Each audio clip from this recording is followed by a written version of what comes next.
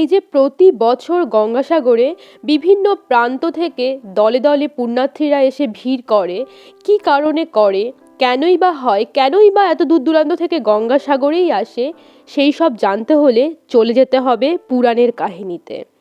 হ্যাঁ ফ্রেন্ডস, কেমন আছো সবাই? শুরু করছি একটি নতুন ভিডিও। আশা করি ভিডিওটা ভালো লাগবে। আজকের ভিডিওটা একটু অন্যরকম, গল্পের মাধ্যমে তোমরা শোনো, আশা করি তোমাদের ভালো লাগবে।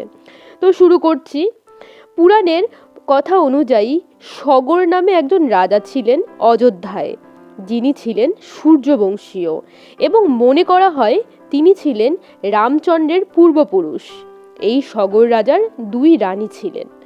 এক রানীর ঘরে ছিল একটিমাত্র পুত্র সন্তান, যার নাম অসমঞ্জস, আর অন্য রানীর ঘরে ছিলেন 60,000 পুত্র সন্তান। একদা সগর রাজা ঠিক করলেন তিনি অশ্বমেধ যজ্ঞ করবেন। সেই মতো যজ্ঞের সমস্ত আয়োজন হলো। দেবরাজ ইন্দ্র অপরদিকে মনে মনে ভাবলেন যে এই অশ্বমেধ যজ্ঞ কিছুতেই সম্পূর্ণ হতে দেওয়া যাবে না। তো সেই কারণে দেবরাজ ইন্দ্র অশ্বমেধ যজ্ঞের প্রধান উপকরণ অশ্ব বা ঘোড়াকে কপিল মুনির আশ্রমে লুকিয়ে তিনি পুনরায় স্বর্গে চলে যান। যথারীতি সময়ে যজ্ঞে বসার পূর্বে যখন সগর রাজা দেখেন যে সেই ঘোড়াটি নেই, তিনি তার পুত্রদের নির্দেশ দেন খোঁজার জন্য।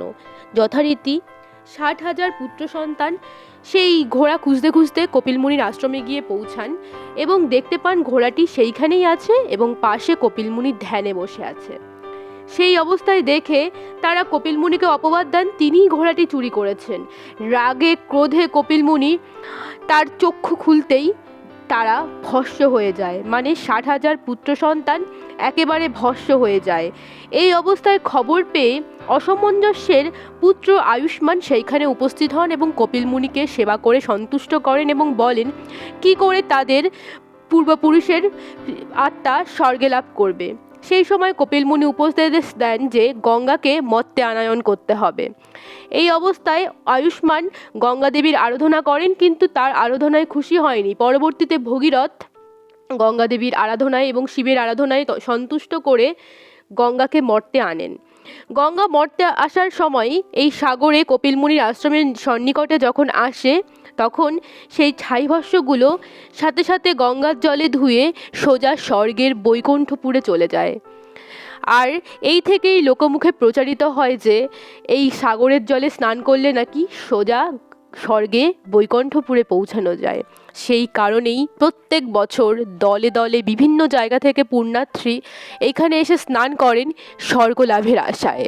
তো এই ছিল কাহিনী, যার জন্য প্রত্যেক বছর এই গঙ্গাসাগরে এত দূর দূরান্ত থেকে লোক আসেন।